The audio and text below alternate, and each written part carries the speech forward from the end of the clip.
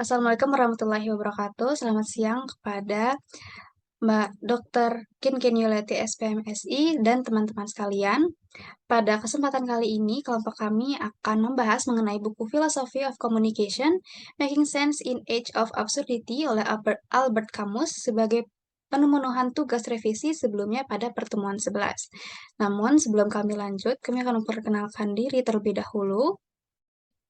Di sini terdapat anggota kelompok kami. Yang pertama ada Alika Salsabila Azahra, Dina Mirda, Gina Salsabila Nur Ramadhani, saya sendiri Salma Putri Karisa, dan Zahwa Ranti Saputri.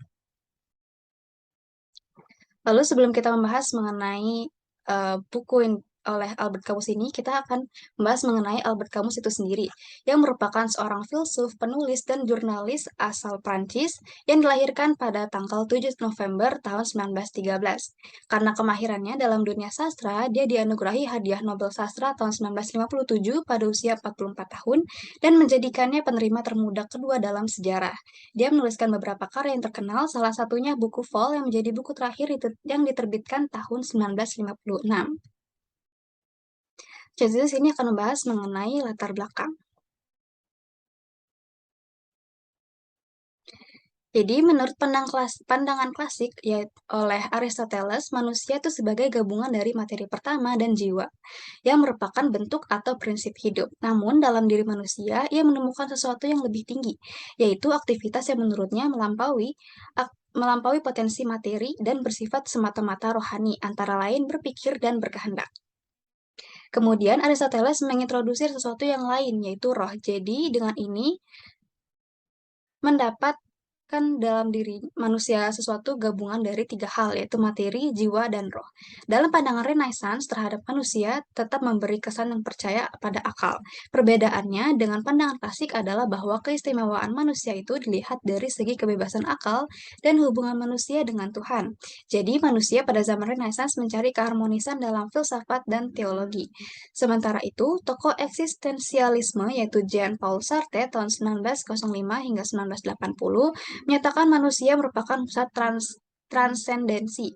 Hal ini dikarenakan manusia selalu dalam proyeksi serta mengatasi dirinya sehingga menjadi ada. Dan tidak ada alam semesta lain kecuali alam manusia. Manusia sepanjang hidupnya tidak terbungkam dalam dirinya sendiri, melainkan hadir dalam alam manusia itu sendiri. Berada dari luar dirinya sendiri untuk mengejar tujuan yang transenden sehingga manusia dapat mengada. Jadi, hubungan transenden sebagai wewenang atau kuasa manusia, subjektivitaslah yang disebut Sartre sebagai humanistik eksistensial. Selanjutnya bisa dilanjutkan oleh rekan saya.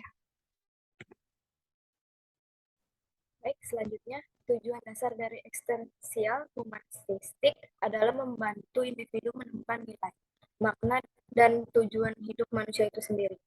Dan diarahkan juga untuk membantu seseorang agar menjadi lebih sadar bahwa mereka memiliki kebebasan untuk memilih dan bertindak. Kemudian membantu mereka membuat pilihan hidup yang memungkinkan dapat mengualisasikan diri dan mencapai kehidupan yang bermakna. Bisa dikatakan bahwa aliran eksistensialisme memandang manusia itu bebas berinteraksi dan menemukan jati dirinya sendiri, tanpa adanya instruksi dari sesuatu yang lain. Tidak sama halnya dengan aliran materialis memandang manusia seperti dengan robot yang cenderung ada bantuan interaksi dari sesuatu yang lain. Dalam pandangan Albert Camus, 1913 sampai 1960 bahwa manusia itu absurd dan manusia absurd merupakan manusia yang ada dalam fakta bahwa ia tidak membuat tuntutan buat dirinya sendiri dan buat dunianya. Untuk menuntut dengan tegas mempersalahkan proyek sebagai permasalah yang terbatas. Oke, selanjutnya.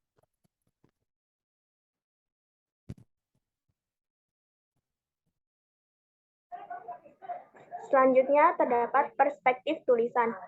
Perspektif tulisan yang kami bahas pada kali ini adalah absurditas dan contoh kasus yang sesuai dengan pembahasan absurditas kasus penggugatan oleh anak terhadap ibu kandungnya terkait persoalan sepeda motor.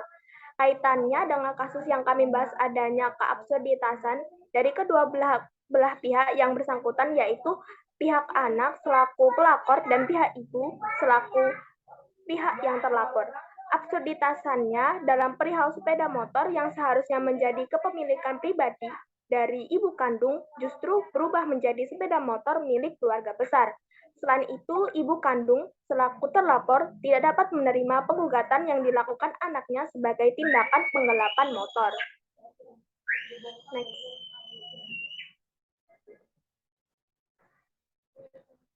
Selanjutnya terdapat contoh kasus. Contoh kasus yang terdapat di sini yaitu anak tega tuntut hukum ibu kandung karena motor. Seorang warga asal Kabupaten Lombok Tengah, Nusa Tenggara Barat, NTB, ingin melaporkan ibu kandungnya sendiri ke polisi. Tindakan ini dilandasi hanya karena sebuah sepeda motor. Masalah antara anak dan ibu kandungnya ini berawal dari persoalan harta warisan, di mana pada saat bapaknya meninggal, almarhum meninggalkan warisan tanah yang dijual dengan harga 200 juta. Dari warisan itu, ibu kandungnya diberikan warisan sekitar 15 juta. Ibu kandungnya lantas menggunakan uang 15 juta untuk membeli sepeda motor. Namun sepeda motor itu digunakan oleh saudaranya. Melihat hal itu, sang anak merasa keberatan. Dengan berani, dia lantas melaporkan ibu kandungnya sendiri dan saudaranya atas penggelapan sepeda motor tersebut ke Polres Lombok Tengah.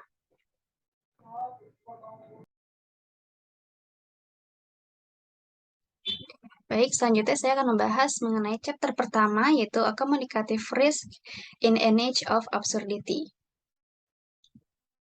Jadi di sini kamus itu mengucapkan seringkali seseorang yang terlibat dalam situasi absurditas yang mengalami pengalaman tersebut itu akan mengalami kegagalan dalam menentukan tindakan apa yang harus dilakukan di masa tersebut dibandingkan orang luar yang mampu melihat dengan jelas tindakan yang tepat untuk menghadapi persoalan yang sedang dihadapi. Namun sebenarnya apa sih absurditas oleh kamus itu sendiri?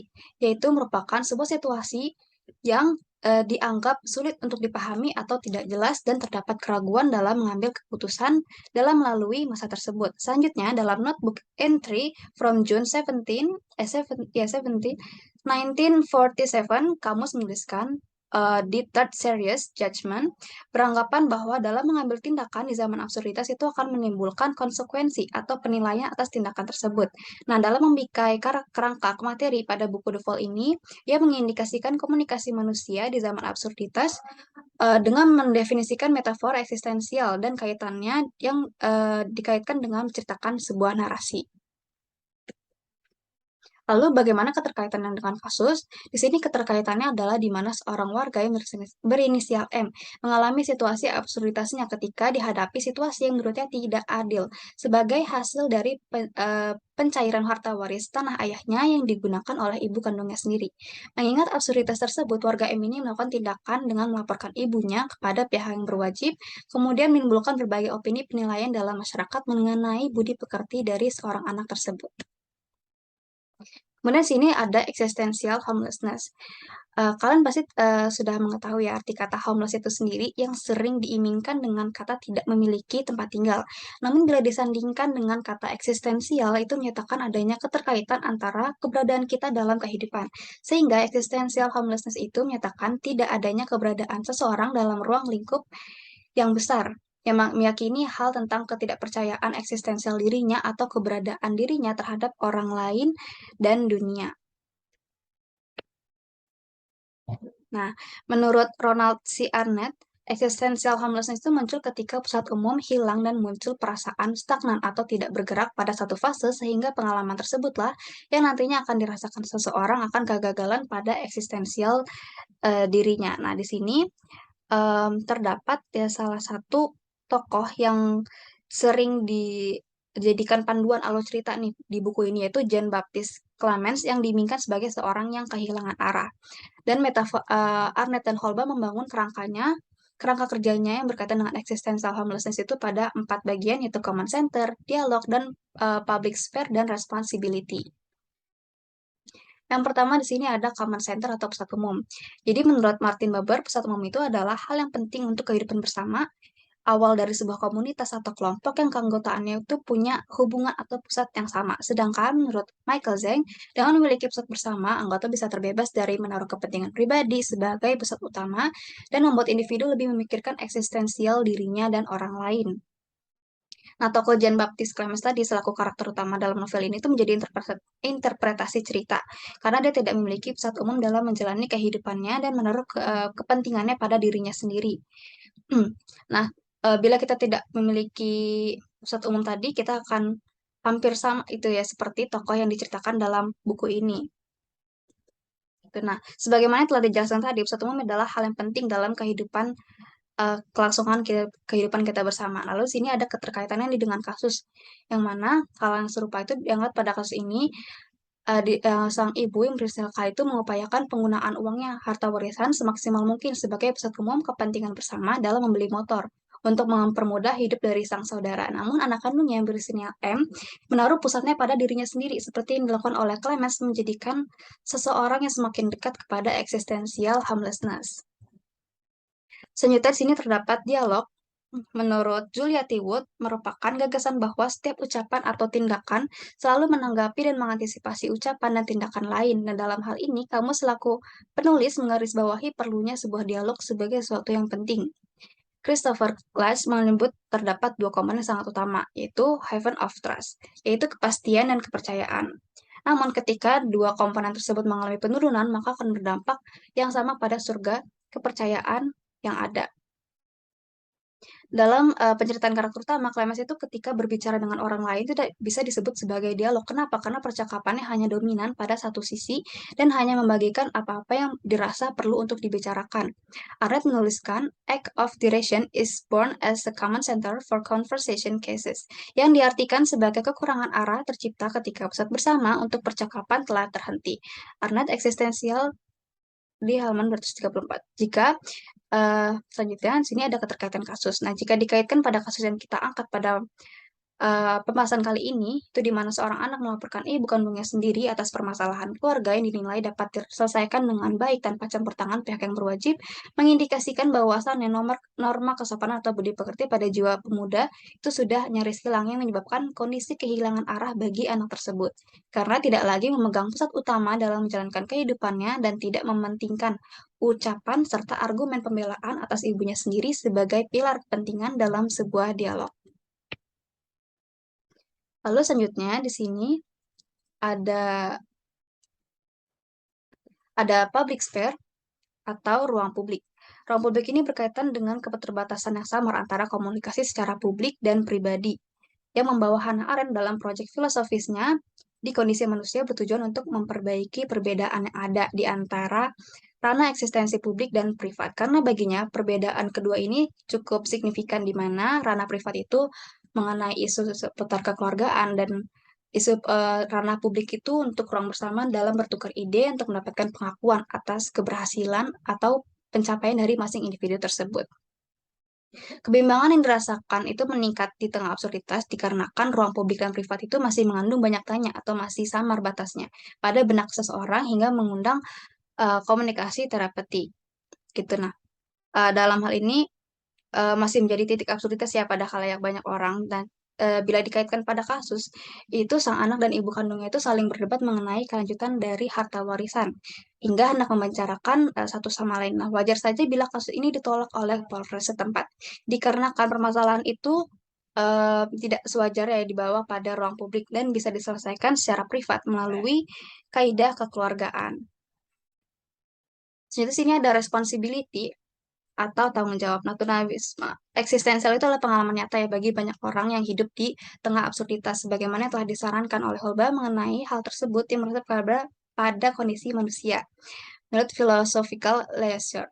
Nah, sebuah tanggung jawab yang tulus kepada orang lain itu menjadi tantangan yang dinilai lebih besar ketika seseorang mulai sadar antara dirinya dan orang lain itu tidak lagi dalam pusat percakapan yang sama dan menghilangnya dialog antar sesama. Nah, situasi absurditas menurut kamus dalam hal ini itu muncul ketika seseorang tidak lagi mempedulikan lawan bicaranya dan tidak lagi mengikut andilkan orang lain untuk percakapan atau diskusi bersama mengenai ide tertentu.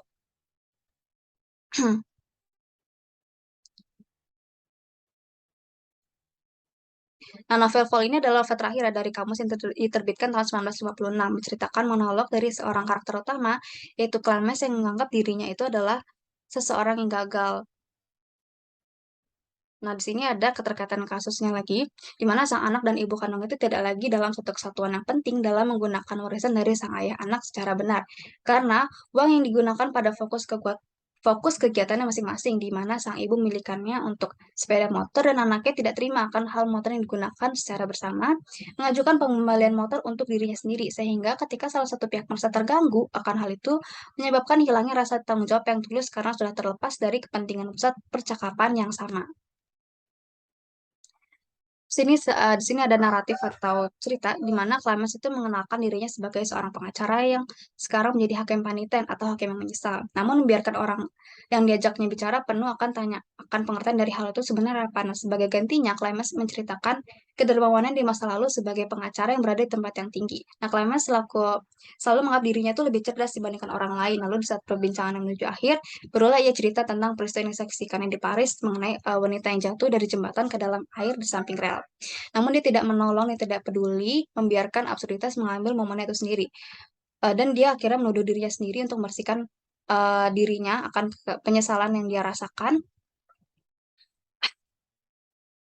Dan akhirnya dikaitkan pada metafora kejatuhan.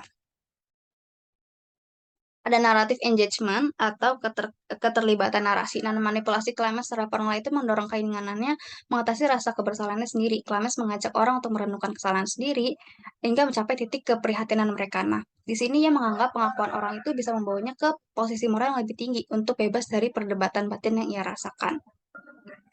Nah, kegagalan dalam mengambil tindakan atau memberontak pada keadaan ini bisa menyebabkan kejatuhan di dalam existential homelessness pada Clemens, bahwa absurditas tidak bisa dihindari, namun tindakan itu bisa sepenuhnya kita kendalikan.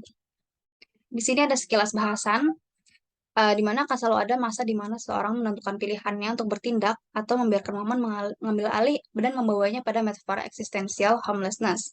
Dan Albert Camus ini mengisyaratkan dalam jalani kehidupan di era absurditas ini dalam pada pepatah, damn if you do, damn if you don't. Chapter selanjutnya akan dipresentasikan oleh saya. Chapter 2 yaitu Embed Rebellion, an Ethical Response in an Age of Absurdity. What is absurd is the confrontation of this irrational and the wild longing for clarity whose call echoes in the human heart. Myth of Simpus 21.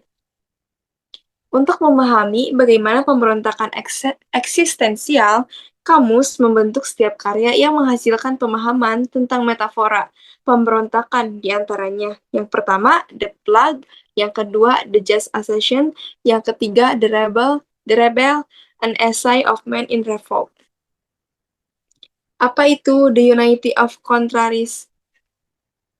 Martin Buber menulis, hanya ketika realitas diubah menjadi logika dan A dan non-A tidak berani lagi tinggal bersama, kita mendapatkan determinisme dan indeterminisme, doktrin takdir dan doktrin kebebasan, masing-masing mengecualikan yang lain. Menurut konsepsi logis tentang kebenaran, hanya satu dari dua kontradiksi yang bisa benar, tetapi dalam realitas kehidupan, sebagai satu kehidupan, mereka tidak dapat dipisahkan. Kesatuan kontra adalah misteri diintip terdalam dari dialog. Buber, Israel, and the World, 17 Emphasis added. Julia T. Wood dan Ronald C. Arnett Wood menulis bahwa Unity of Contraries menyeru kita untuk menghargai nilai dari pola dan kepercayaan kita sendiri, dan pada saat yang sama untuk menghormati orang lain dan cara mereka melihat dan bertindak di dunia. Dengan kata lain, tidak harus meninggalkan cara sendiri untuk berpartisipasi dalam persahabatan untuk menghormati cara-cara berbeda yang digunakan orang lain. Keanekaragaman 18. Nah, cerita pertama yaitu The Plague, tentang ekspresi pemberontakan yang tepat. Istilah dari karya Martin Buber sebelumnya menggambarkan kontradiksi mendasar dari kebenaran manusia dan memberikan titik hubungan antara The Plague dan proyek ini. Ketegangan dialektis di dalam The Plague menunjukkan apa yang dianggap Camus sebagai respon etis pemberontakan di tengah absurditas. Karakter dalam novel terjebak di antara dua pilihan. Yang pertama, mereka dapat memilih untuk terlibat dalam membantu mereka yang telah terjangkit penyakit mematikan itu. Pilihan kedua adalah melawan wabah secara langsung, mempertaruhkan nyawa seseorang untuk memerangi wabah mematikan itu. Kemudian untuk cerita ini adalah salah satu poin dalam karya kamus yang menunjukkan kontradiksi mendasar yang ditemukan dalam keberadaan manusia. Wabah itu akhirnya dikendalikan dan kota kembali bereaksi seolah-olah itu tidak pernah terjadi. Kamus berfokus pada karakter yang memberontak terhadap kematian tertentu dari ketidakaktifan, sehingga menunjukkan komitmennya untuk bertindak dalam menghadapi Just Association tentang batas-batas dalam pemberontakan.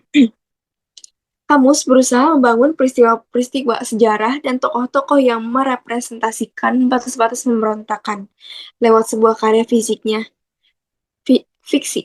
Metafora batas menghubungkan sisa metafora yang muncul dalam drama ini dan memberikan titik hubungan antara The Just Assassin dan proyek ini.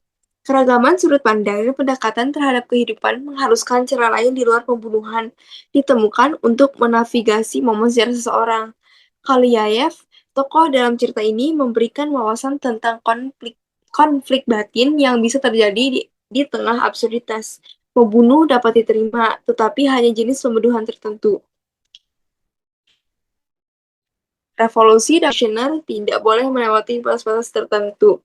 The Just Assassin juga mengingatkan salah satu pentingnya membatasi tindakan seseorang, tidak peduli seberapa dapat dibenarkan dan kontradiksi yang sering melekat dalam kegiatan revolusioner. The Rebel, an Essay of Man in Revolt, tentang menghadapi realitas masa kini. Perhatian utama dari The Rebel adalah pembunuhan yang didukung pemerintah atau kejahatan logis. Kamus menjadi prihatin dengan masalah mengambil nyawa orang lain. Pembunuhan yang didukung dibenarkan negara atas nama revolusi. Setiap tindakan pemberontakan yang dilakukan seseorang adalah momen absurd membuka pemahaman baru, dan kemungkinan tindakan lebih lanjut membiarkan teks berfungsi sebagai giliran hermeneutik dalam karya kamu sendiri, yang mengeksplorasi absurditas. Eksplorasi kamus tentang metafora pemberontakan memberikan reaksi yang perlu dan retoris terhadap momen sejarah yang berubah dan berfungsi sebagai perwujudan metafora yang absurd. Dia percaya bahwa untuk menyediakan masa depan seseorang harus melakukan segala kemungkinan untuk saat ini. Di Kebenaran dan Metode, Gadamer menulis, satu-satunya cara untuk memahami kehidupan adalah menjadi sadar secara batinnya akan hal itu. Kesadaran batin atau perwujudan absurditas ini memungkinkan seorang untuk merespon secara otentik terhadap keadaan melalui tindakan pemberontakan eksistensial. Embedded rebellion, an ethical response in the face of existential homelessness. Tujuan kamus serta filsuf komunikasi yang sensitif secara etis bukanlah untuk mengidentifikasi bentuk-bentuk abstrak yang tidak memiliki tujuan fungsional dalam kehidupan sehari-hari. Dan pemberontakan sebagai filosofi yang dapat ditinggali juga menunjukkan bahwa tindakan diperlukan agar posisi filosofis benar-benar layak untuk diasumsikan. Embedded rebellion juga terhubung dengan metafora batas, seperti yang diilustrasikan dalam The Just Assassin. Meskipun beberapa posisi dapat dianggap sebagai abstraksi, tanggung jawab kepada manusia lain membatasi posisi yang dapat diterima seseorang sebagai hal yang pantas secara etis. Mengambil tindakan etis lebih jauh menantang, karena salah satunya adalah menjalani ketegangan kesatuan kontra, di mana banyak ide dan komitmen berusaha untuk menarik dan mengalihkan fokus perhatian seseorang. Jika ingin menciptakan lingkungan komunikatif yang positif, seseorang yang memiliki perspektif dan pandangan dunia yang berbeda, karena lingkungan komunikatif yang positif tidak terbentuk dengan sendirinya. Satu-satunya cara untuk menghadapi dunia yang tidak bebas, tulisnya, keberadaan Anda sendiri merupakan tindakan pemberontakan. The Rebel, an Essay of Man in Revolt. Oke, untuk chapter ketiga yaitu dialog ethical engagement in an age of absurdity. Oke, next.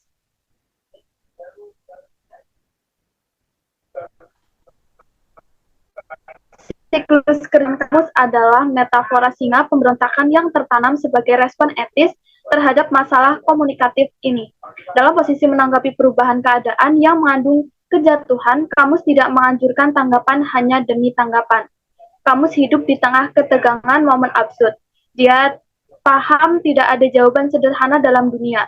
Kamus paham absurditas sebagai keinginan untuk pemahaman yang jelas di dunia yang tidak memiliki universalitas, di mana kontradiksi diberikan. Bab ini gambaran singkat tentang konsep dalam disiplin komunikasi. Next.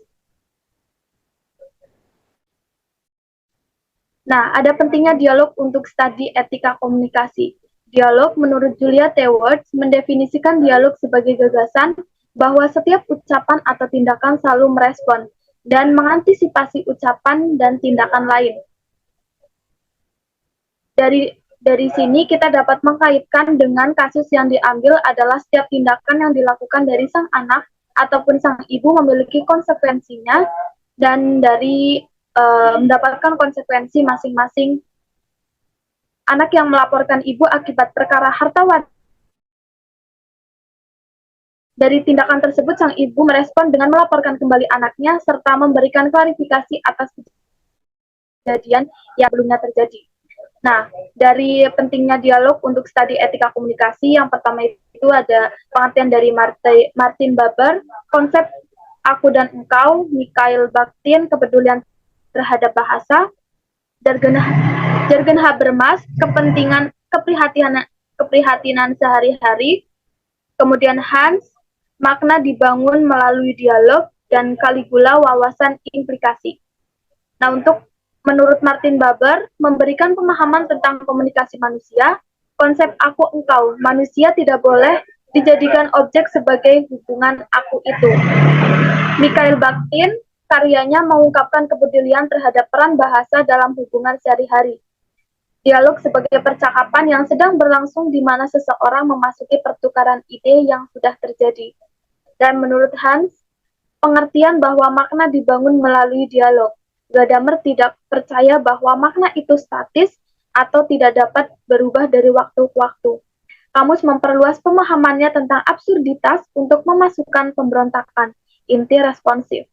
Menurut Jürgen Habermas, fokus pada keprihatinan sehari-hari yang seharusnya mendapatkan tempat dalam diskusi publik adalah inti konsepnya tentang dialog. Salah satu kaitannya dengan kasus yaitu sang ibu yang memberikan klarifikasi atas kejadian yang terjadi dengan ditemani oleh kuasa hukumnya. Hal tersebut dilakukan sebagai upaya pemahaman dan publik tidak salah paham dengan kontroversi antara anak dan ibu ini. Kemudian, next. Nah, ada cerita dari bukunya Kamus yaitu Kesalahpahaman, kisah ibu dan Martha yang membunuh saudara laki-lakinya. Kesalahpahaman memberikan gambaran sekilas tentang absurditas hubungan manusia. The Misunderstanding, drama ibu dan putrinya Martha menjalankan sebuah penginapan di pedesaan di mana mereka kadang-kadang membunuh tamu untuk melarikan diri ke lokasi impian mereka. Bahkan anak laki-lakinya dibunuh oleh Martha dan ibunya sendiri. Yang awalnya anak laki-laki ini pergi dan berusaha untuk memperbaiki kondisi keharmonisan di antara Martha dan ibunya, namun tidak berhasil. Usaha untuk memperbaiki keadaan sia-sia. Nyatanya lebih mudah bagi mereka yaitu dengan penolakan. Mereka menyadari korban terakhir adalah saudara laki-lakinya dan memanggil ibu. Mereka perlahan mendapat konsekuensi dari apa yang mereka lakukan. Sang ibu yang mengakui bahwa dunia yang ditinggali tidaklah masuk akal. Keterlibatan narasi mengacu pada kesalahpahaman. Seorang anak yang ingin dikenali tanpa menyebut nama dan dibunuh oleh ibu serta saudaranya akibat dari kesalahpahaman. Lawan dialog adalah keheningan. Dialog membutuhkan kata-kata yang diucapkan. Kesalahpahaman berfungsi sebagai pengingat pentingnya dialog percakapan terbuka antar manusia. Kaitan cerita tersebut dengan kasus ini adalah sama-sama absurditas, mencari kebahagiaan dengan caranya sendiri, yang bahkan membahayakan atau berakibat fatal untuk orang lain. komunikasi yang harus dibangun lebih dalam lagi antara ibu dan anak agar tidak ada kesalahpahaman. Jika adanya komunikasi yang lebih baik, mungkin permasalahan antara ibu dan anak ini yang mempermasalahkan tentang warisan atau motor yang dijual itu tidak akan terjadi, dan hubungan pun tidak akan merenggang. Next.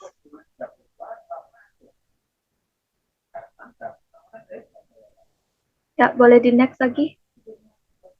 Ya, cerita kedua yaitu sebelumnya. Cerita kedua yaitu ketidakpedulian atau acuh tak acuh. Next.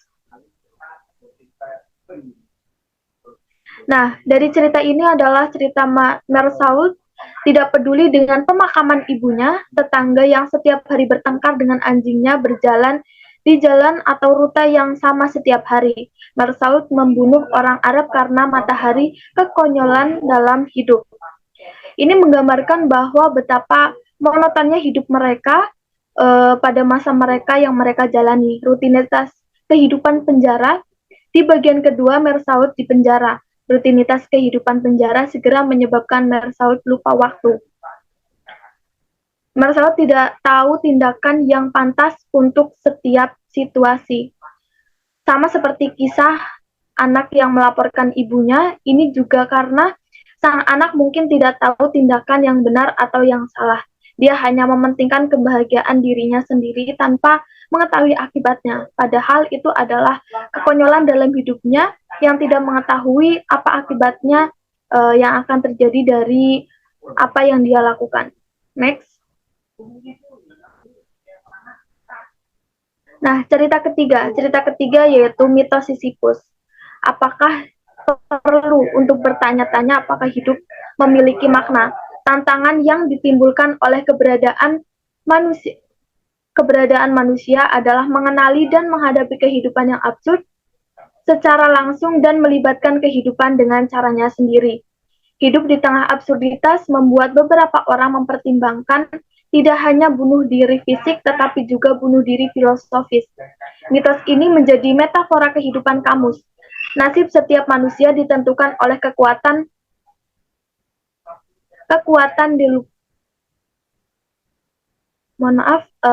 mitos ini menjadi metafora kehidupan kamus. Nasib setiap manusia ditentukan oleh kekuatan di luar kendali manusia walaupun sebagai ateis. Kamus tidak percaya bahwa nasib ditentukan oleh dewa atau Tuhan. Selanjutnya yaitu pengembangan absurd.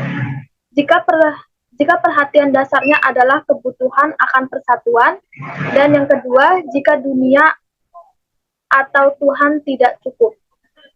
Absurditas tidak memungkinkan seseorang untuk tetap tidak aktif. Seseorang harus memilih untuk bertindak terlepas dari keadaan yang absurd atau dikalahkan oleh peluang yang diberikan oleh absurditas. Berbicara terbuka agar tidak ada kesalahpahaman, tidak ada penyesalan dalam hidup, hingga terjadi absurditas dalam hidup.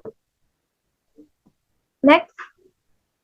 Ya, boleh kembali lagi.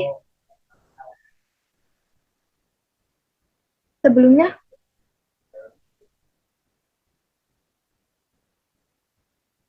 Nah, kasus yang hampir sama dengan salah satu bagian dari chapter 3 yang dituliskan oleh kamus yaitu kesalahpahaman dalam cerita Ibu dan Martha yang meracuni Jan karena Jan yang tidak terbuka, kemudian terjadilah kesalahpahaman.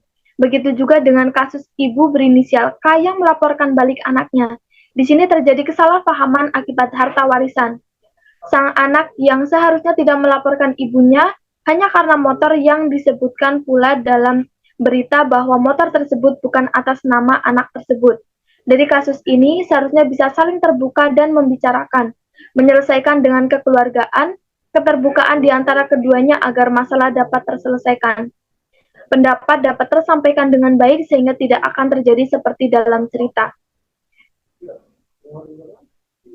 Seperti yang dikatakan, Jan hingga Ibu dan Martha menganggap dunia yang ditinggali tidak masuk akal. Pernyataan itu keluar setelah Ibu dan Martha perlahan mendapat konsekuensinya dari apa yang mereka lakukan. Nah, itulah kenapa setiap perbuatan itu pasti akan ada konsekuensi dari masing-masing. Selanjutnya terdapat chapter 4 yaitu mengenai the public sphere navigation opposing agendas in age of absurdity. Next.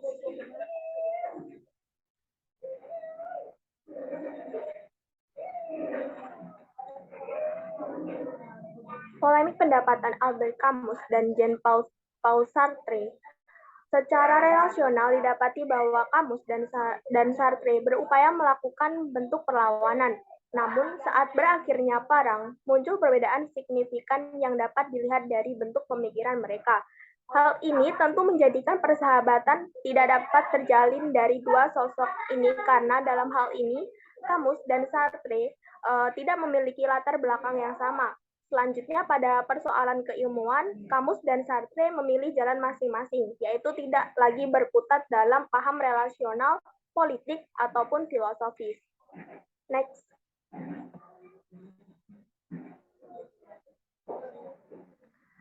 Pertikaian berakhirnya persahabatan Camus dan Sartre didorong oleh perbedaan keyakinan filosofis yang lebih bersifat teoritis sehingga memberikan latar belakang perselisihan. Namun itu juga didorong oleh perbedaan keyakinan politik dan etika yang dimainkan dalam kehidupan sehari-hari, khususnya politik Prancis setelah Perang Dunia II. Bekerja dalam menghadapi absurditas menyebabkan masing-masing menghadapi perbedaan perdebatan dari posisi tunawisme eksistensial yang berakibat pada berakhir tahu jatuhnya hubungan mereka. Begitu sudut pandang mereka yang berbeda tidak dapat lagi disatukan oleh koneksi relasional, maka persahabatan mereka berakhir dan lantas pekerjaan mereka menuju pada arah yang berbeda dan masing-masing mengambil posisi kepemimpinan intelektual. Next.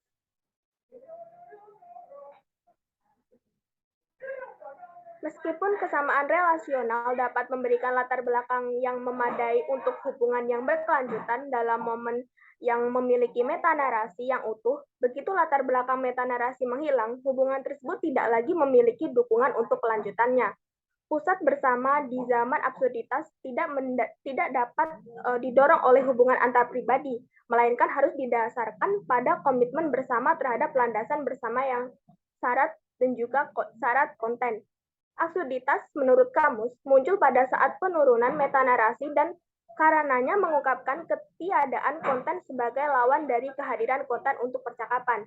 Publikasi dari pemberontakan mendorong percakapan publik antara Camus dan Sartre selama tahun 1950-an dan memulai pertukaran yang akhirnya menyebabkan berakhirnya persahabatan kedua pria itu selama hampir 10 tahun. Next.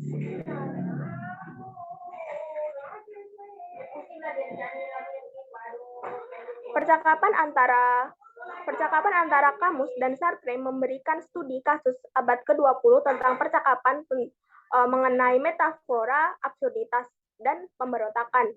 Dua topik yang tidak mampu mempertahankan percakapan jangka panjang karena kurangnya konten. Meskipun keadaan yang mendorong konflik telah berubah secara dramatis selama 5 tahun terakhir, banyak hubungan yang masih dapat dibuat antara momen historis perdebatan dan momen postmodern kontemporer. Next.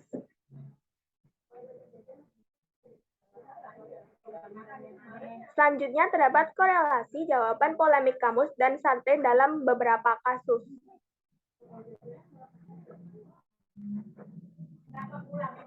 Dapat kita lihat yaitu perdebatan antara Camus Sartre dan dapat dijadikan salah satu contoh terkait adanya peristiwa perbedaan pendapat. Sartre berpegang teguh dengan prinsip absurditas yang dalam hal ini dapat disesuaikan dengan kasus yang terjadi tersebut karena dalam prosesnya memiliki nilai-nilai absurd yang tidak sesuai dengan contoh atau perilaku polisi di kalangan masyarakat.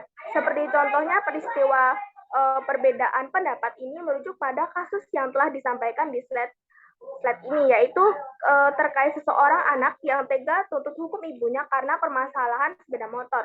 Dan dari pihak polisi menolak dengan tegas laporan anak tersebut karena tidak sepatutnya anak berperilaku demikian kepada seorang ibu. Terlebih masalah tersebut karena kesalahpahaman sepeda motor yang dipakai saudaranya. Next.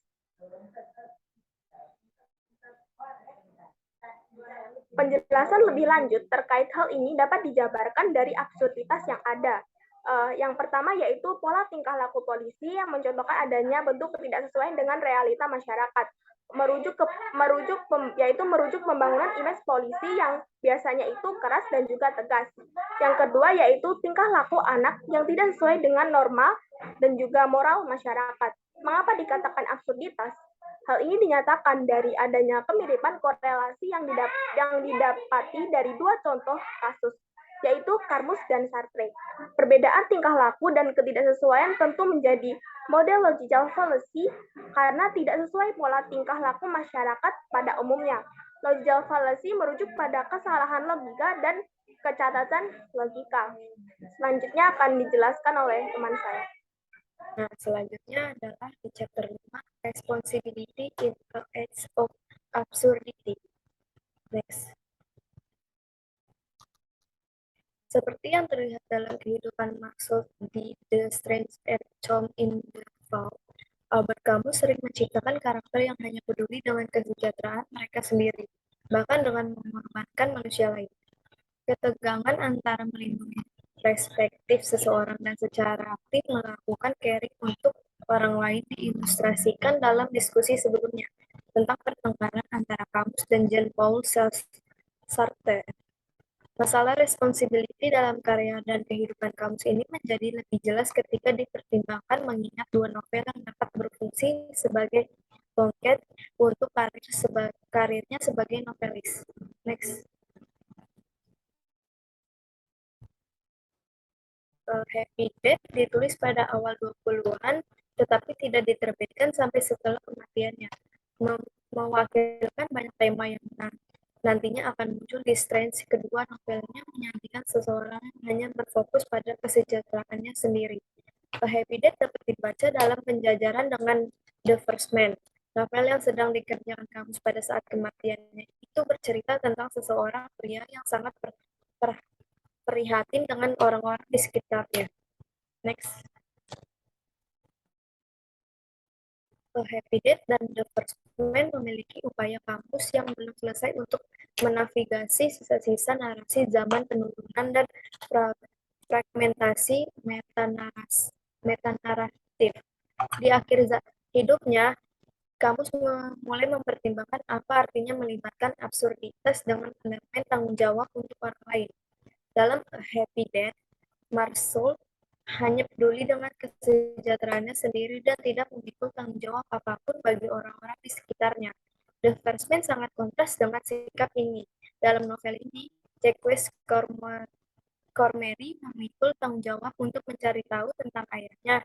Dia mencari ibunya dan dia terus mengunjungi gurunya dari tahun-tahun sebelumnya. Next.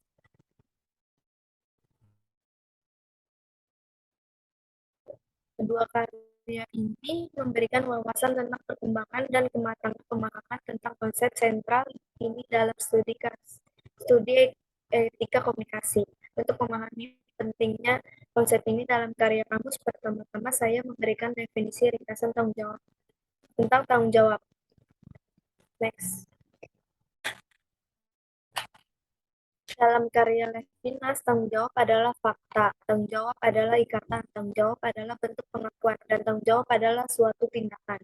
Karya kamu sehubungan dengan Levinas menunjukkan bahwa tanggung jawab adalah suatu tindakan. Ikatan kemanusiaan berfungsi sebagai panggilan untuk bertanggung jawab, panggilan untuk mengambil tindakan atas nama mereka yang menderita.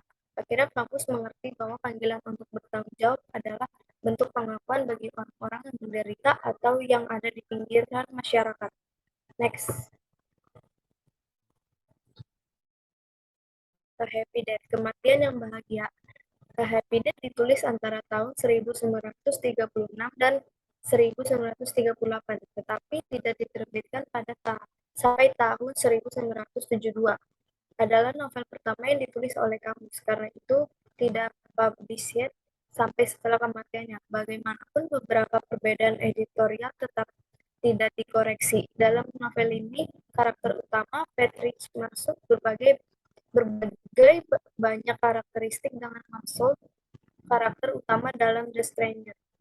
Bagian pertama buku ini, di bagian pembuka, protagonis Patrick Marceau membunuh seorang pria bernama Ronald Zakreus yang menggunakan kursi roda karena dia tidak lagi memiliki kaki. Next. The First Man, manusia pertama. Novel ini ditemukan di tas kerja kampus di lokasi kecelakaan mobil tragis yang menewaskannya pada tahun 1960. Itu tidak diterbitkan sampai 1995 dan memiliki karya kamus yang paling autobiografi.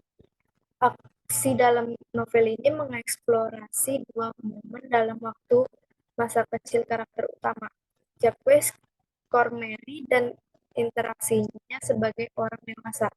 Berbagai perubahan editorial seperti nama karakter yang tidak konsisten akan diperbaiki dalam naskah jika kamus hidup untuk menyelesaikan novel. Ringkasan novel berikut saat terbit mencakup komentar editorial jika sesuai. Bagian pertama novel ini, Cari Bapak, dibagi menjadi 9 bagian. Beberapa dari mereka memiliki sebutan bab dan yang lainnya tidak. Bagian pertama dari bagian 1 tidak memiliki judul dan menceritakan kelahiran Jacques Kermorey, sang protagonis. Ayahnya, Henry Kermorey, adalah seorang Prancis sekitar 30 dan ayah dari satu putra yang sudah berusia 40 tahun. Next. Kaitan kasus melapor. Kasus anak melaporkan ibu kandung perihal motor yang berasal dari warisan ayahnya berkaitan dengan sebab 5 tanggung jawab di zaman absurditas. Dalam A Happy Death, Albert Camus sering menciptakan karakter yang hanya peduli dengan kesejahteraan mereka sendiri, bahkan dengan mengorbankan manusia lain. Contoh seperti itu, anak yang hanya peduli dengan dirinya sendiri untuk merebutkan warisan ayahnya yang sudah diberikan ke ibu kandungnya dengan mengorbankan ibu kandungnya sendiri dengan melaporkan ke pihak kepolisian hanya ingin mendapatkan kembali motornya yang sudah menjadi milik ibu kandungnya sendiri. Berbanding kontras dengan di dalam novel The First Man, Jacques Kermorey memikul tanggung jawab dan sangat mementingkan orang sekitar daripada dirinya sendiri. Sama dengan pihak kepolisian enggan menerima laporan si anak tentang ibunya, beliau memberikan saran untuk berdamai melalui mediasi secara kekeluargaan. Bahkan beliau menawarkan uang sejumlah harga sepeda motor untuk si anak agar membeli sendiri, namun lagi-lagi si anak enggan berdamai dan hanya mementingkan dirinya sendiri.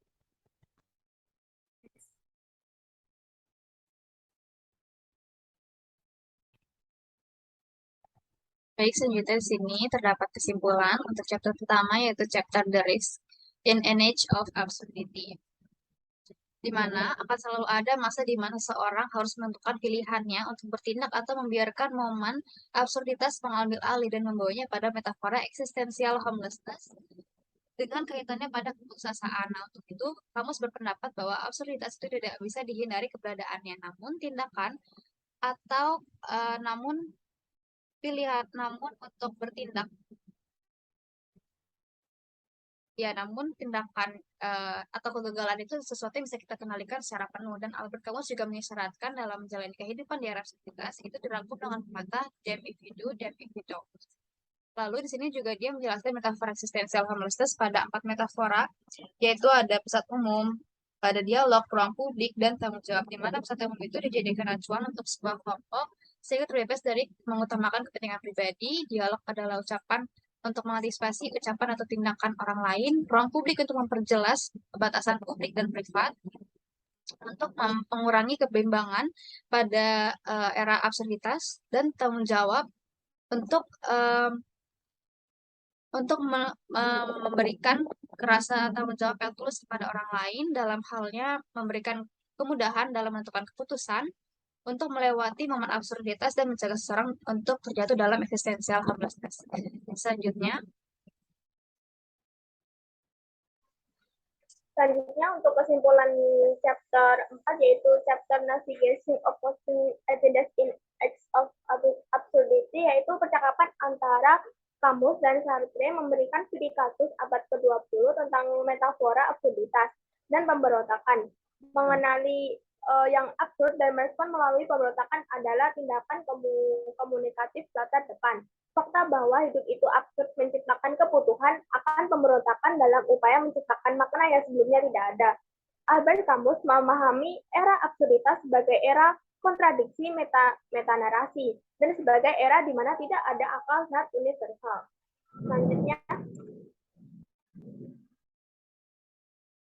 Selanjutnya kesimpulan chapter 5, chapter responsibility in age of absurdity. Kamus akan mengembangkan konsep tanggung jawab ini lebih lanjut jika dia diberi kesempatan untuk merevisi manuskrip The First Man-nya. Tetapi tidak ada pertanyaan bahwa dia jauh lebih peduli tentang mengeksplorasi tanggung jawab dalam novel terakhir ini daripada di novel pertamanya. A Happy Death mengambil tanggung jawab atas tindakannya sendiri hanyalah bagian dari tugas, seperti yang ditunjukkan oleh tindakan Cormery. Rasa tanggung jawab ini bersifat timbal balik ketika orang lain mulai merasakan tanggung jawab juga. Di zaman absurditas, ketika tidak ada kerangka etika politik atau agama tunggal yang dominan, tidak bertanggung jawab atas dirinya sendiri dan orang lain. Kesimpulan pada chapter 2 yaitu Embed Rebellion, Camus memberikan pemahaman tentang pemberontakannya melalui 3 karya, yaitu The Plague, The Just Ascension, dan The Rebel, An Essay of Man in Revolt. Pada karyanya juga memiliki cerita dan sudut pandang yang berbeda, sehingga dapat menghasilkan pemahaman yang ingin disampaikan Camus kepada pembacanya. Nah, kesimpulan dari chapter 3, dialog dimaknai berbeda oleh setiap individu. Seperti yang dijelaskan oleh Julia T. Ward, mendefinisikan dialog sebagai gagasan bahwa setiap ucapan atau tindakan selalu merespon dan mengantisipasi ucapan dan tindakan lain. Dalam cerita yang ditulis Camus, dapat digarisbawahi kesalahpahaman. Kesalahpahaman memberikan gambaran sekilas tentang absurditas hubungan manusia. Mereka akan mendapatkan konsekuensinya secara perlahan karena sebuah tindakan yang dilakukan. Absurditas tidak memungkinkan seseorang untuk tetap tidak aktif. Seseorang harus memilih untuk bertindak terlepas dari keadaan yang absurd atau dikalahkan oleh peluang yang diberikan oleh absurditas.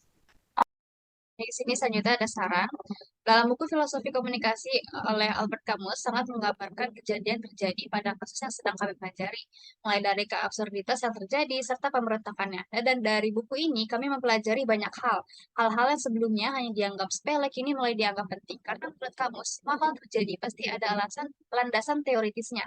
Tidak hanya itu, filosofisnya juga banyak menggambarkan tentang kejadian yang banyak terjadi saat ini. Oleh sebab itu, membawa pengaruh kesadaran diri bagi beberapa orang mengenai hal tersebut agar tidak mengalami kejatuhan seperti tokoh utama pada buku ini, yaitu Clemens, sesuai pada judul bukunya, yaitu The Fall. Melalui ini kami beranggapan agar orang yang sedang mengalami pandangan terhadap implikasi hidup secara tidak pasti untuk melakukan perubahan. Jika tidak, maka sama saja dengan membiarkan absurditas mengabaikan momennya dan akan membawa kita pada penyesalan yang berujung pada eksistensial hopelessness. Berpacu pada beberapa metafora yang telah dibahas sebelumnya, yaitu pusat umum, dialog, ruang publik, serta tanggung jawab sehingga menjadi satu kesinambungan dalam menghadapi era absurditas. Baik, sekiranya itu saja yang dapat kami sampaikan pada presentasi kali ini. Kurang lebihnya mohon maaf, terima kasih atas perhatiannya, dan wassalamualaikum warahmatullahi wabarakatuh.